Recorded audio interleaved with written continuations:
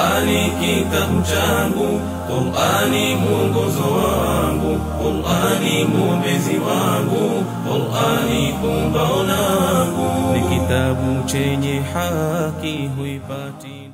Alhamdulillahi Rabbil Alamin, wassalatu wassalamu ala sayyidil mursalin wa ala alihi wa sahbihi ajma'in. A'udhu billahi minash shaitanir rajim. وهو الذي أنزل من السماء ماء فأخرجنا به نبات كل شيء فأخرجنا منه خضرا يخرج منه حبا متراكبا ومن النخل من طلعها قنوان دانية وجنات من أعناب والزيتون والرمان مشتبها وغير متشابه انظروا إلى ثمره إذا أثمر وينعه إن في ذلك لآيات لقوم يؤمنون. Inshallah leo tunaendelea kufasiri darasa la 20 tukifasiri sura al-An'am ambayo ni sura ya 6 aya ya 99. Aya hiyo ambayo tumeisoma, ambayo Mwenyezi Mungu Subhanahu wa Ta'ala anasema wa huwa alladhi, na yeye ndiye ambaye anzala minas samai maa, aliyeteremsha maji kutoka mawinguni. Uhusiano wa aya hii na aya kadhaa zilizotangulia kabla, kutoka aya 95 mpaka 99, kuna dalili 5 ya kuonyesha Mwenyezi Mungu Subhanahu wa Ta'ala ndiye muumbaji, na kwa kuwa yeye ndiye muumbaji na kupekesha ulimwengu huu, ndiye anastahili kuabudiwa na hafai kushirikishwa na mwingine yote. Aya ya kwanza ambayo ilikuwa na 95 ilikuwa yasema inna Allaha faliqul habbi wan nawa, Mwenyezi Mungu Subhanahu wa Ta'ala ndiye mpasuaji mbegu na koko, kutuonyesha yeye ndiye mwenye kuhuisha miti ya nafaka na ya matunda, akiwa ni mwenye kuyahuisha kutoka katika mbegu zake. Aya ya pili ikawa faliqul isbahi wa ja'ala al-layli sakana, kwamba Mwenyezi Mungu ndiye mwenye kupasua au ndiye mwenye kupambazua asubuhi, na ndiye anayefanya usiku wa makini, wa shamsa wal qamara husbana, na jua na mwezi ndio ambazo zapeleka hisabu za watu. Aya ya tatu ikaanza kuonyesha vile vile, hiyo ni ushuhuda wa pili wa tatu, wa huwa alladhi ja'ala lakum an-nujuma litahtadu biha fi dhulumati al-barri wal-bahri, na yeye Mwenyezi Mungu ndiye ambaye amezijalia nyota kwa ndio zenye kuongoza nyinyi. Aya ya 4, wa huwa alladhi, vile vile wa huwa alladhi ansha'akum min nafsin wahida, yeye ndiye aliyewaumba nyinyi kutoka katika nafsi moja. Aya ya 5 ndio hii ya leo, ni wa huwa alladhi vile vile. Kwa hivyo wa huwa alladhi 3 zimefuatana, wa huwa alladhi anzala minas samai maa, na yeye ndiye ambaye ameteremsha kutoka mawingu, kwa mawinguni ameteremsha maji. Fa akhrajna bihi nabata kulli shay, tukawa mwenye tunaotesha bihi, kutokana na hiyo mvua, nabata kulli shay, mimea ya kila kitu. Fa akhrajna minhu khadira, kisha tukaotesha humo mimea ya majani. Nukhriju minhu habban mutarakiba, tukawa vile vile tunatoa humo tembe zilizopangana.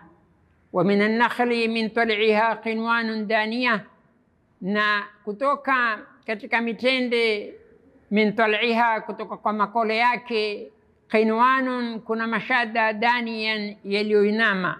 Wa jannati min a'nabin, na bustani za mizabibu, wa zaitun, na vile vile za mizaituni, wa rumman, na za mikudhumani.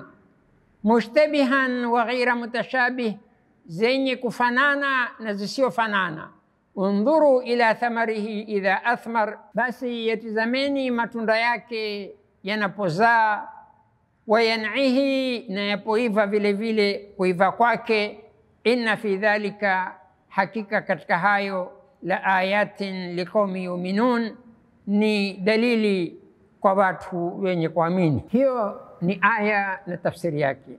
Sasa tuenda katika maelezo ya aya hiyo, ambayo ni aya mzito kuonyesha utendakazi wa Mwenyezi Mungu Subhanahu wa Ta'ala. Wa huwa alladhi anzala minas samai maa, na yeye ndiye aliyeteremsha maji kutoka katika mawingu. Samaa hapa imefasiriwa ni mawingu. Samaa kwa Kiarabu ni kitu kilioko juu. Samaa wa nyumba ni sakafu yake, yaitwa samaa vile vile. Imam Nasafi anasema yani kutoka katika samaa minas sahabi matara, Mwenyezi Mungu anateremsha mvua kutoka katika mawingu. Na Ibn Kathir anasema anateremsha mvua au maji minas samai maa, hayo maji ai biqadarin mubaraka, kwa kiasi chenye baraka. Nataka kueleza neno hili. Kiasi cha baraka ni kwamba Mwenyezi Mungu akiteremsha mvua anateremsha kwa kiasi kinachohitajika kwa matlaba ya ile mimea. Lao atateremsha mvua nyingi sana kwa wakati mmoja, itaharibu mimea. Kwa hivyo aleta yeye kwa kiasi cha mahitaji, kisha aileta mvua ile kwa wakati unaotakikana, wakati wa kuwa ndio wakati mzuri wa kupanda miti ya aina mbalimbali. Kisha aendelea kuileta mvua ile mpaka ile miti ikafika mpaka kutoa matunda. Yote ni katika mipango ya Mwenyezi Mungu Subhanahu wa Ta'ala. Fa akhrajna bihi nabata kulli shay, tukawa tuotesha kutoka kwa maji hayo ya mvua nabata kulli shay, mimea ya kila kitu. Kwa sababu mahali pengine Mwenyezi Mungu asema katika Qur'an, wa ja'alna min alma'i kulla shay'in hayy, tumejalia sisi kutokana na maji kila kitu uhai wake unapata kutokana na maji. Kwa hivyo maji yaleta uhai wa kila kitu. Fa akhrajna minhu khadira. Hapa Al-Layth ibn Sa'd anasema hii ni khadira.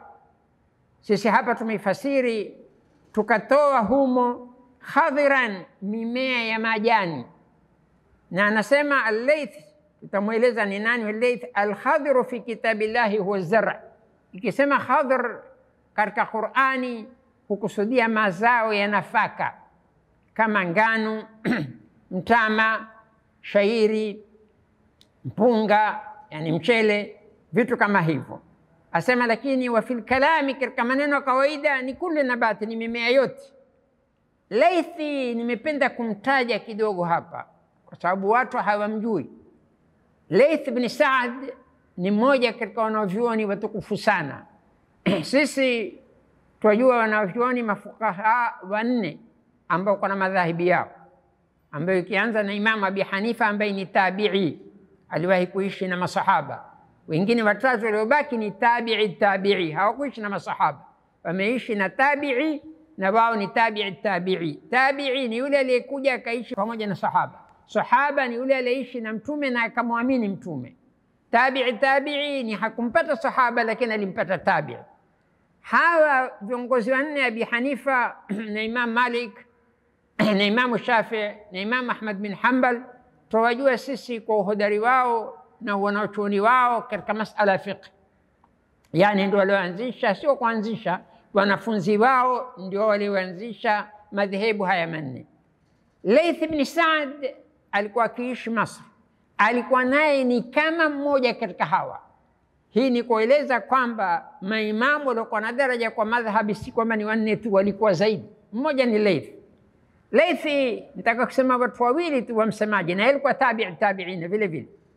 Anasema Ibn Wahab, laula Malik wa Layth la dhalla an-nas. Leo hangekuwa kwa Imam Malik na Layth, Imam Al-Layth, watu wangepotea. Imam Shafi anasema nini? Ameishi nao, asema Al-Layth ibn Sa'd atba'u lil-athari min Malik ibn Anas. Layth ibn Sa'd kwa kufuata athar, watu wakisema athar wakusudia sunna, hadithi, kuangalia sanadi yake na kujua ni sahihi si sahihi, atba'u, wamezifuata zaidi hadithi kuliko Imam Malik.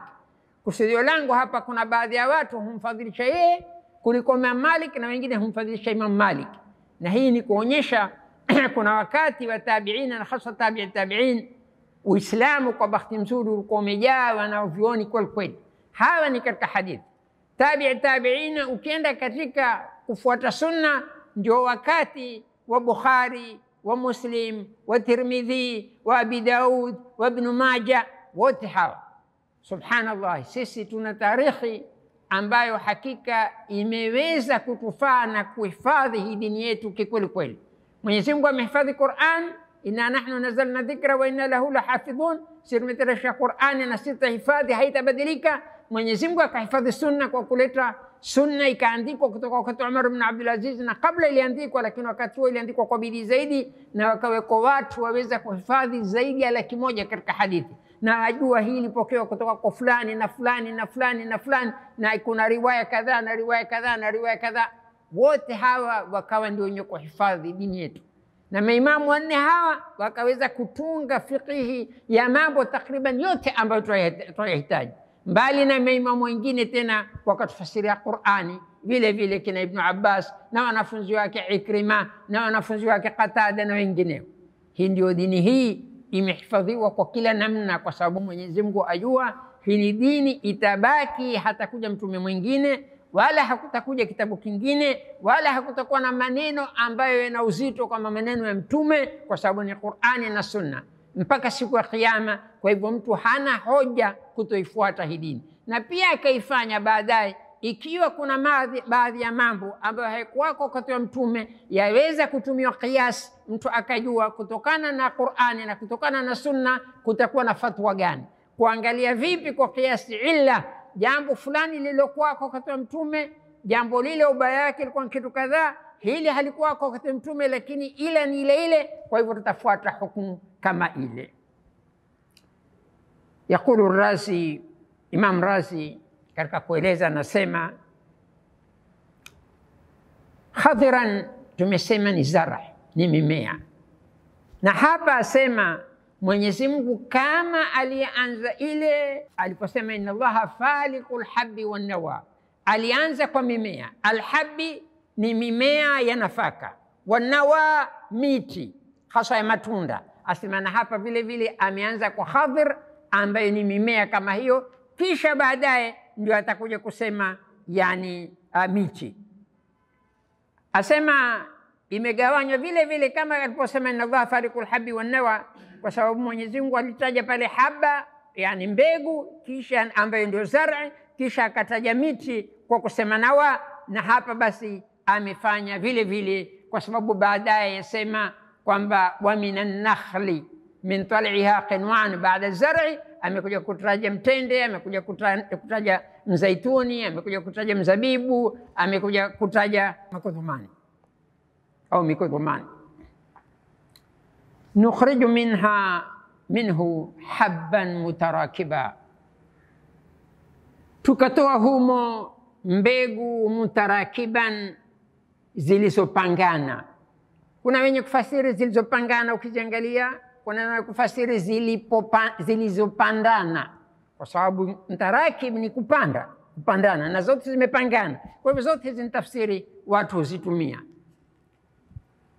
Yakulu Ibn Abbas kutokana na ile khadhr, yuridu alqamha washaira wadhurra walurs, akusudia ngano na shairi na mtama na mpunga au mchele, yani nafaka. Baada ya kutaja nafaka, sasa aje kwenye miti. Wa minan nakhli min tal'iha qinwanun daniya, na katika mitende yatoka kwenye makole yake qinwanun daniya, mashada yaliyoinama. Anasema Az-Zujaj, amesema yaliyoinama, na yaliyoinama huwa ni rahisi zaidi kwa mtu kukata matunda yale. Hakusema kuna na mengine bila shaka hayakuinama na yako, lakini asema kwa sababu hapa ni kueleza rehema ya Mwenyezi Mungu kwa waja wake. Akisema hilo moja ambalo ni zuri ya tosha, utajua na lingine liko. Kama vile anavyosema Mwenyezi Mungu akitaja ubaya wa hali ya moto, asema sarabilun taqikumul harra. Sarabilun yani Mwenyezi Mungu amewekea nyinyi nguo, taqikumul harra, mwajilinda na joto. Kwa hivyo bila shaka na nguo za walinda na baridi, na bila shaka Arabuni ilikuwa joto ndio jambo mushkili mkubwa kuliko baridi, lakini akisema moja inamaanisha nyingine. Kama ukisifu pepo kwa kusema kwa hakika hakutakuwa na joto baya na hakutakuwa na baridi bila shaka mbaya. Wa jannatin min a'nabin, na bustani za zabibu. Wa zaitun, na zaituni. Wa rumman, na mikudhumani au makomamanga. Imamu Razi aeleza hapa kitu kizuri, asema Mwenyezi Mungu ametaja miti aina 4. Kwanza ameanza kwa nakhl, kwa mtende, kwa sababu asema faida ya mtende ni kubwa zaidi kuliko hizo vingine. Mtende kwa Waarabu asema ilikuwa ni kama nafaka.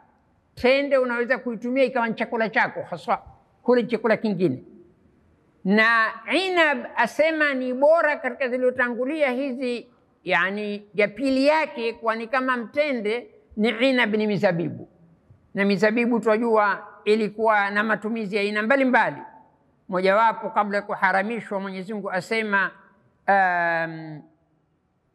wa min thamarati an-nakhili wal a'nab, na katika matunda mazuri mazuri an-nakhili ni mitende, wal a'nab na mizabibu. Tatakhidhuna minhu sakara, mwachukua kutoka hapo kinywaji cha kulewesha. Ilikuwa ni baadhi wakati ilipokuwa haijaharamishwa. Hii ndio aya ya kwanza kwa sababu ya neno la pili nitakalolitaja. Wa rizqan hasana, na riziki mzuri. Kwa hivyo hapa amesema kulewesha wakati huo kwa watu waruhusiwa, lakini akisha akasema wa rizqan hasana, na riziki mzuri kutoka katika inab. Kwa hivyo ile ya kulewesha si riziki mzuri. Kwa hivyo watu wakaanza kujiondosha kwa neno hili tu kabla ya mambo mengine. Lakini hapa swali linalotaka kulisema ni kwamba inab ni chakula vile vile, ni katika matunda ambayo ni bora sana baada ya mitende. Mushtabihan wa ghaira mutashabih, yaliyofanana na siyofanana. Qatada anasema hii miti mine sio mine yote. Yani tukenda katika zaitun na rumman, imefanana majani yake na shikli yake, haikufanana shikli ya matunda yake, tamu yake na tabia yake. Tabia kitambo katika tibi ya Kiarabu ilikuwa kila chakula cha tukuliwa kina tabia fulani, tabia ya joto, tabia ya baridi, masala haya, na utamu wake na harufu yake vile vile. Na tutaeleza sasa hivi aya hiyo inaendelea kumfanya mtu afikirie vipi katika masala ya matunda. Undhuru ila thamarihi, Mwenyezi Mungu anatuamrisha tizameni matunda haya yanapozaa, yakitoa matunda yanakuwaje. Wa yan'ihi, na ikiiva. Angalia matunda shikli yake huwa vipi kabla ya kuwa yamekomaa. Rangi yake huwa vipi. Kuna matunda kadhaa rangi pengine huwa ni ya kijani, yakikomaa yakawa yamekuwa rangi ya manjano au rangi karibu mekundu au aina nyingineyo. Kwa hivyo asema, na hii pia ni katika umuhimu Mwenyezi Mungu ataka tu observe kila kitu kama wanavyofanya watu siku hizi. Na ukitokana hapo angalia na tamu. Kwa mfano maembe, tunajua sisi yakizaa na kalima bichi kula kwake tamu yake ni tofauti. Tapenda watoto vile wakate pilipili na nini na kadhaa. Kisha yakija yakiwa yamekomaa tamu yake ni tofauti. Na matunda haya takriban yote yako na tofauti ya tamu kabla ya kuwa imekomaa na baada ya kukomaa, na rangi na harufu, na mengi pengine haitoi harufu mpaka yakikomaa.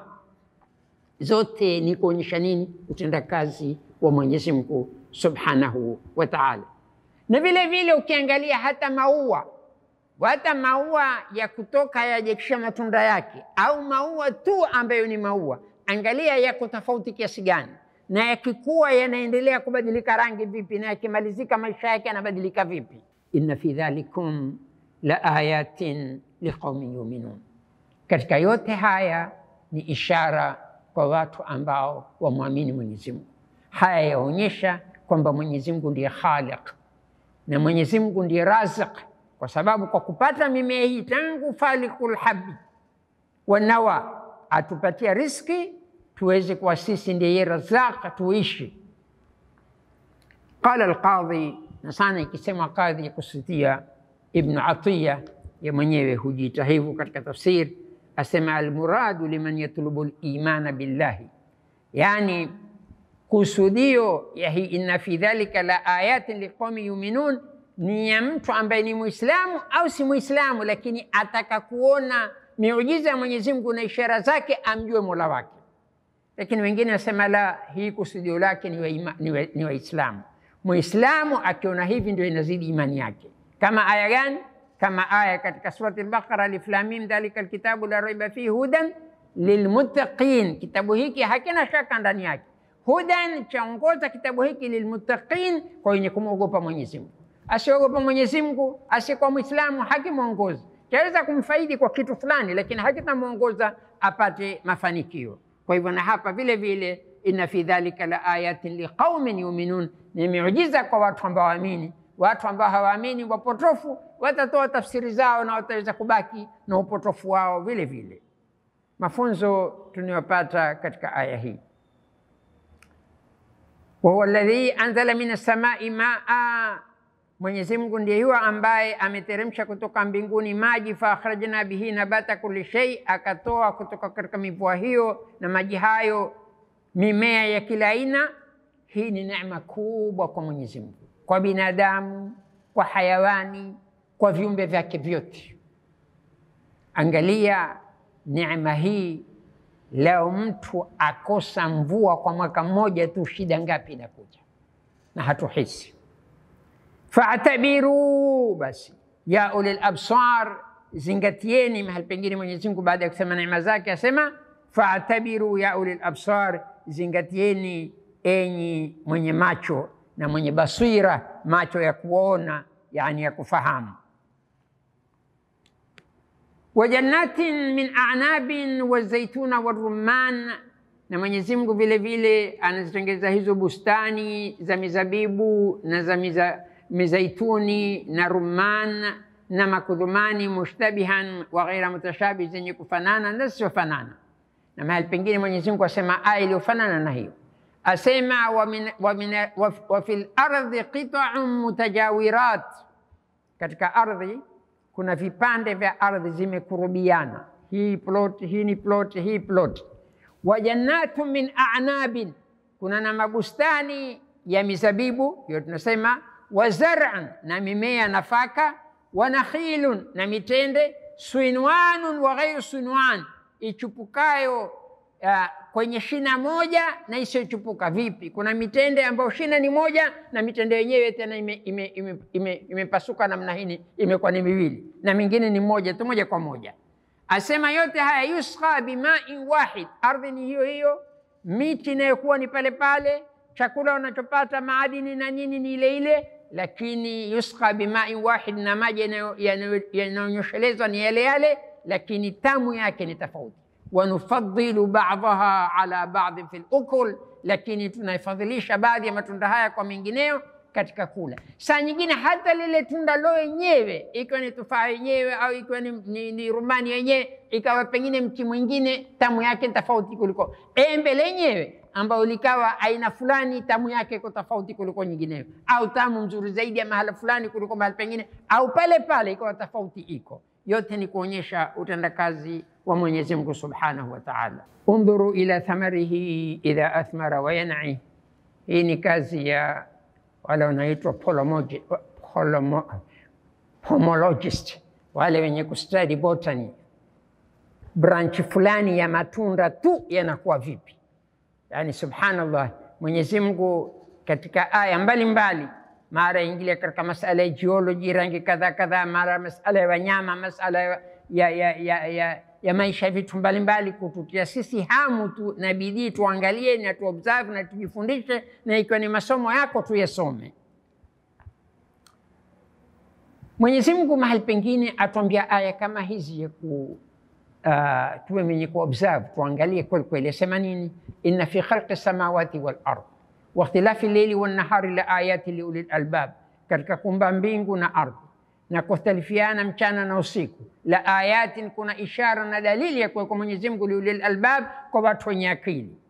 Alladhina yadhkuruna Allaha qiyaman wa qu'udan wa ala junubihim, wenye akili hawa ni wale ambao wanamtaja Mwenyezi Mungu qiyama, na wakiwa wamesimama, wa qu'udan, wakiwa wamekaa kitako, au wa ala junubihim, au wamekuwa ni wenye kulala wakilala, wayatafakkaruna fi khalqi samawati wal ardi rabbana ma khalaqta hadha batilan subhanaka faqina adhaban nar, wafikiria Mwenyezi Mungu aliumbaje mbingu na ardhi hizi. Rabbana ma khalaqta hadha batila, ewe Mola wetu hukuziumba hizi ovyo. Faqina adhaban nar, tuepushe na adhabu ya moto. Yataka Muislamu akitizama viumbe vya Mwenyezi Mungu amkumbuke Al-Khaliq, amkumbuke Mwenyezi Mungu. Mwenye kuandika mufassir asema, subhanallah, nilipenda kuisoma, amanna billahi rabba, tumemwamini Mwenyezi Mungu kwa ndiye Mola wetu. Wa alimna annahu alhaqqul mubin, kwamba yeye ndiye haki iliyo wazi. Wa faqahna, na tumefahamu. Wa adrakna maanin adhima, tumefahamu maana makubwa makubwa, na siata ilmihi, na ukubwa wa ilmu yake Mwenyezi Mungu, na fadhila yake na ihsani yake na rehema yake kwa binadamu wote au kwa viumbe wote. Ya akramal akramina wa ya ajwadal ajwadina wa ya arhamar rahimin, ewe karimu katika makarimu, na ewe mpaji mwenye katika wenye kutoa, na mrahimu zaidi katika wale ambao wamehurumia watu. Yataka Muislamu aathirike kinamna hiyo katika aya kama hizi. Waja'alu lillahi shuraka aljinni wa khalaqahu.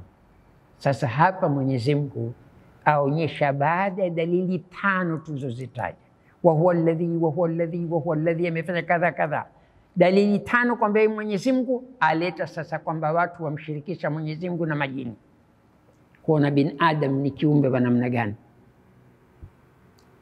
Wajalu, na wamemfanya lillahi shuraka aljinni, kwamba Mwenyezi Mungu majini ni washirika wake.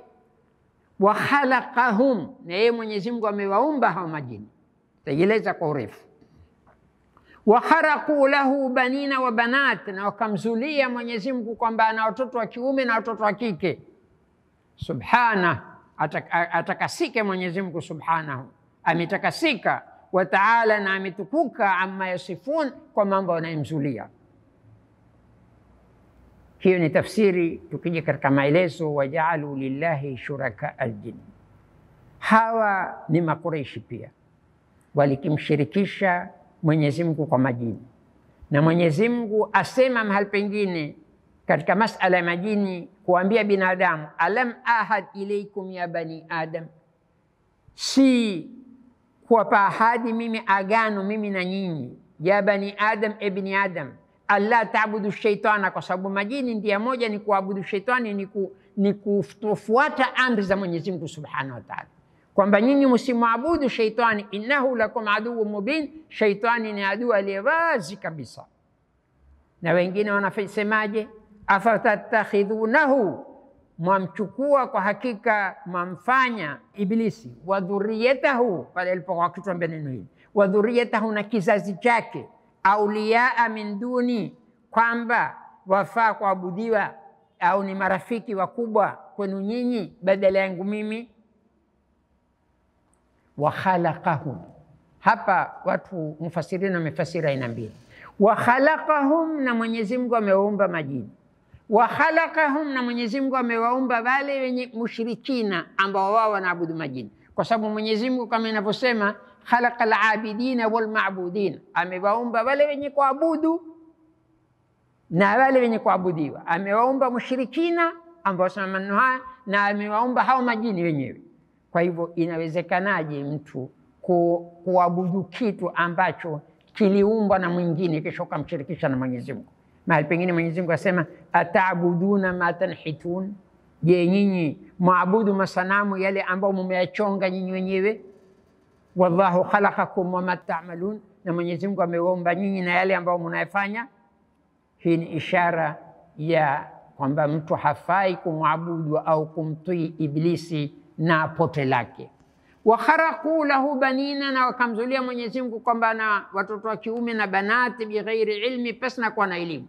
Ni nani wale mzulia Mwenyezi Mungu? Imam Razi anaeleza kwamba amewazulia hapa, tuambiwa kwamba walomzulia Mwenyezi Mungu watoto ni an-Nasara na qaumu min al-Yahudi, Wakristo na baadhi ya Mayahudi. Mayahudi walisema kwamba Uzair, baadhi yao, kwamba ni mtoto wa Mwenyezi Mungu. Waqalat nasara almasih ibnullah, na nasara wa Kristo wakasema Masihi ni ibnullah. Uzair alikuwa ni mmoja katika watu wema ambaye kwa hakika alipita Baitul Maqdis wakati fulani baada ya kuwa imeharibiwa kabisa na Mayahudi, wametekwa wote, wametolewa na Baitul Maqdis, yani nyumba yao ya kuabudia, haikali imevundwa. Basi akawa asema itakuwaje Mwenyezi Mungu kuweza kuhuisha mji kama huu. Mwenyezi Mungu katika Surati Al-Baqara imetajwa kisa chake, akamfanya awe ni mwenye kufa, akaishi kwa miaka 100, kisha baadaye akamfufua. Alipofufuliwa, moja katika ushahidi wake ni kwamba aliweza kuwajua baadhi ya watu ambao walikuwa wazee, akirudi nyumbani kwake, na akawa yeye amehifadhi Taurati. Na wakati huo Taurati ilikuwa ishasaulikana, kwa sababu walipokuja kupigwa waliharibiwa vitabu vyao na kila kitu, ikawa sasa imekosekana. Akaweza yeye kuonyesha dalili kadhaa, baadhi ya watu wakamchukua kwamba ni mtoto wa Mwenyezi Mungu. Wajalu bainahu wa baina aljinnati nasaba, na hapa aya nyingine Mwenyezi Mungu asema wakamjalia Mwenyezi Mungu baina yake yeye na majini kwa na nasaba. Hapa ni nasaba, ni kwamba wengine mushrikina walisema majini ni watoto wa Mwenyezi Mungu, kama vile walivyosema Waarabu kwamba malaika ni watoto wa Mwenyezi Mungu na malaika ni watoto wa kike. Hata akasema Mwenyezi Mungu alakumudh dhakar wa lahul untha, nyinyi mmechukua watoto wa kiume mkijisifu nao na mmpatia Mwenyezi Mungu watoto wa kike, malaika kwamba ni watoto wake na wa kike. Tilka idhan qismatun dhiza, huo ni mgawanyo wa dhulma kweli kweli. Ikiwa wewe hutaki kuchukua kitu usichokitaka, usimpatie mwenzako. Subhanahu, ametakasika Mwenyezi Mungu subhanahu wa ta'ala na kutukuka, amma yasifuni, kwa hayo ambayo wanamnasibisha, wanamsingizia na wanamkadhibishia. Subhana yaja kinamna mbili. Kuna mahali yanakuja kwa tanzihi, kumepusha Mwenyezi Mungu na mambo kadhaa kama hapa, na kile ikitajwa masala ya mwana. Na kuna mahali huja kwa ta'dhim, kama vile alivyosema subhana alladhi asra bi'abdihi laylan min almasjid alharam ila almasjid alaqsa. Pale si tanzih, ni kuonyesha ta'dhim, kumtukuza Mwenyezi Mungu subhanahu wa ta'ala.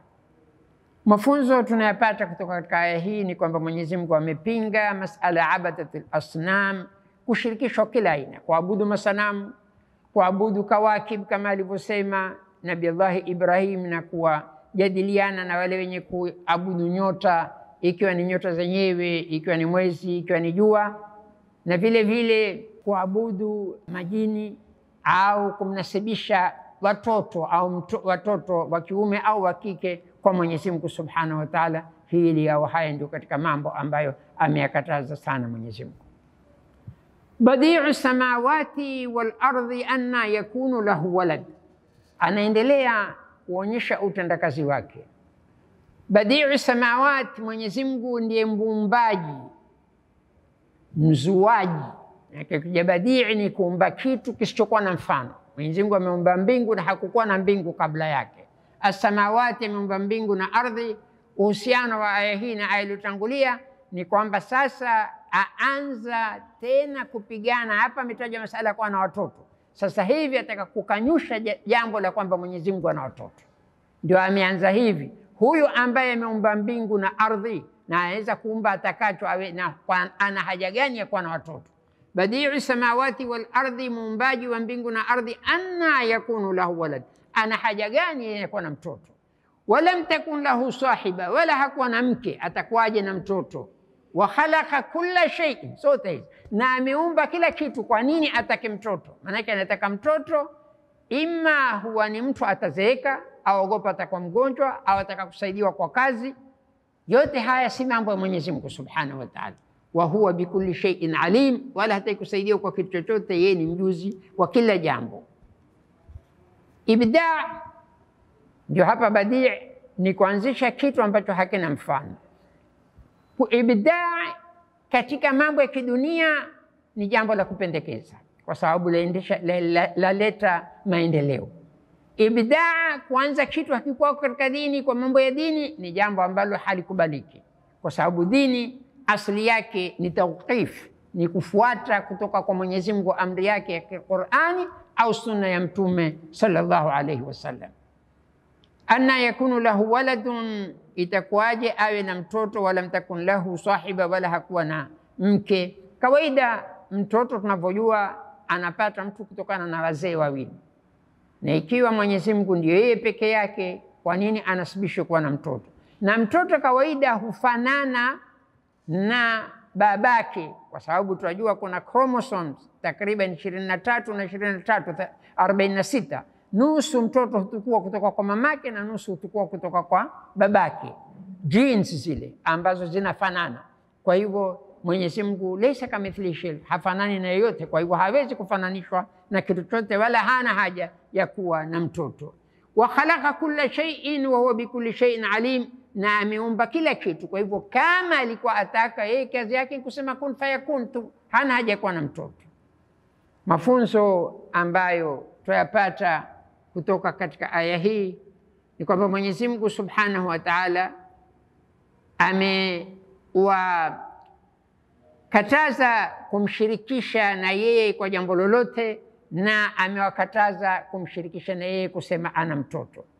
Na hapa tutatoa baadhi ya aya ambazo Mwenyezi Mungu katika surati Maryam amesema kwa ukali sana hawa watu ambao wanasibisha kuwa na watoto. Asema waqalu ittakhadha arrahmanu walada, Manaswara wakasema kwamba Mwenyezi Mungu amejitengenezea, amejifanyia kuwa na mtoto, na ni Isa.